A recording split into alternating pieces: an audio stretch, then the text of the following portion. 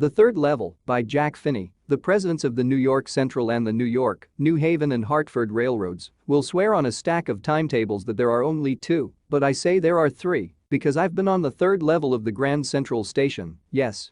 I've taken the obvious step. I talked to a psychiatrist friend of mine, among others. I told him about the third level at Grand Central Station, and he said it was a waking dream wish fulfillment. He said I was unhappy, that made my wife kind of mad.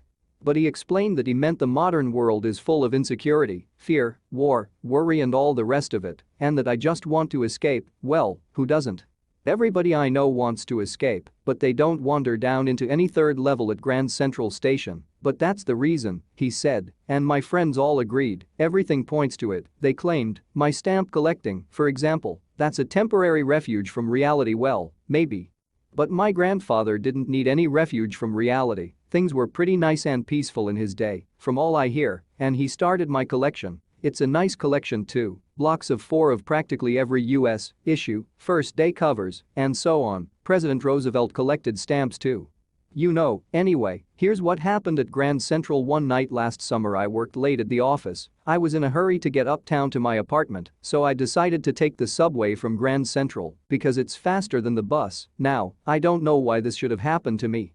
I'm just an ordinary guy named Charlie, 31 years old, and I was wearing a tan gabardine suit and a straw hat with a fancy band. I passed a dozen men who looked just like me, and I wasn't trying to escape from anything. I just wanted to get home to Louisa, my wife. I turned into Grand Central from Vanderbilt Avenue and went down the steps to the first level, where you take trains like the 20th century. Then I walked down another flight to the second level, where the suburban trains leave from. Ducked into an arched doorway heading for the subway and got lost. That's easy to do. I've been in and out of Grand Central hundreds of times, but I'm always bumping into new doorways and stairs and corridors.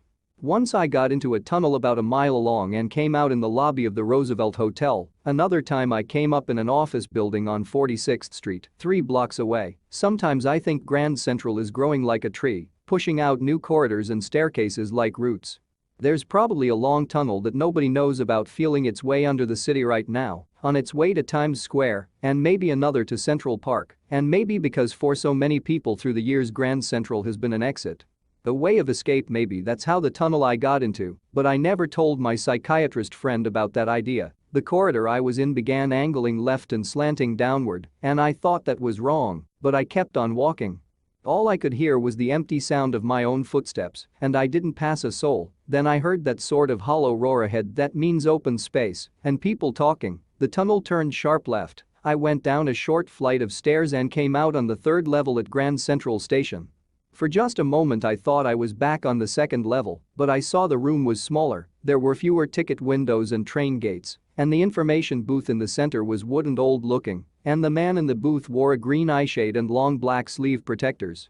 The lights were dim and sort of flickering, then I saw why. They were open flame gaslights, there were brass spittoons on the floor, and across the station a glint of light caught my eye. A man was pulling a gold watch from his vest pocket. He snapped open the cover, glanced at his watch and frowned. He wore a derby hat, a black 4-button suit with tiny lapels, and he had a big black handlebar mustache. Then I looked around and saw that everyone in the station was dressed like 1890-something. I never saw so many beards, sideburns and fancy mustaches in my life. A woman walked in through the train gate. She wore a dress with leg of mutton sleeves and skirts to the top of her high-buttoned shoes. Back of her, out on the tracks, I caught a glimpse of a locomotive.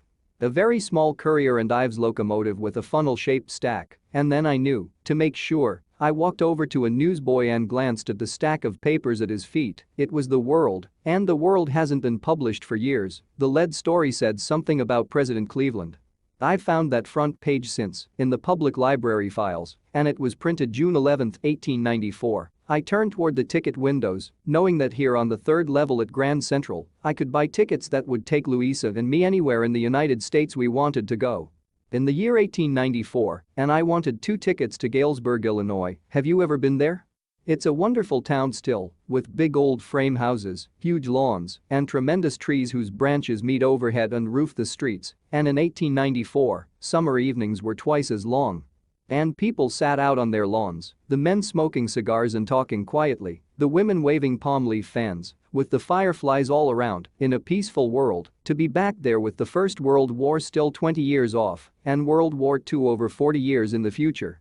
I wanted 2 tickets for that. The clerk figured the fare. He glanced at my fancy hatband, but he figured the fare and I had enough for 2 coach tickets, one way. But when I counted out the money and looked up, the clerk was staring at me. He nodded at the bills. "That ain't money, mister," he said, "and if you're trying to skin me, you won't get very far," and he glanced at the cash drawer beside him. Of course the money was old-style bills, half again as big as the money we use nowadays, and different looking. I turned away and got out fast. There's nothing nice about jail.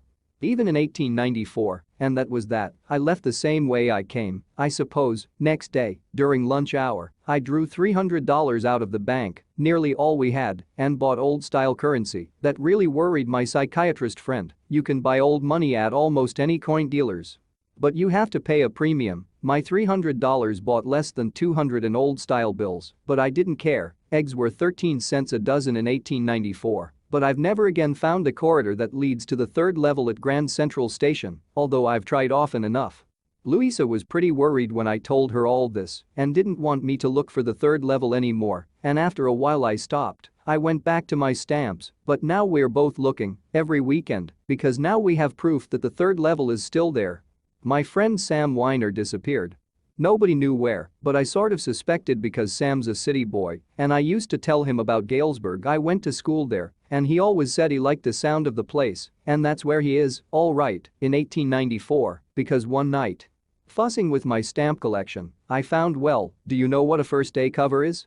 When a new stamp is issued, stamp collectors buy some and use them to mail envelopes to themselves on the very first day of sale, and the postmark proves the date. The envelope is called a first day cover.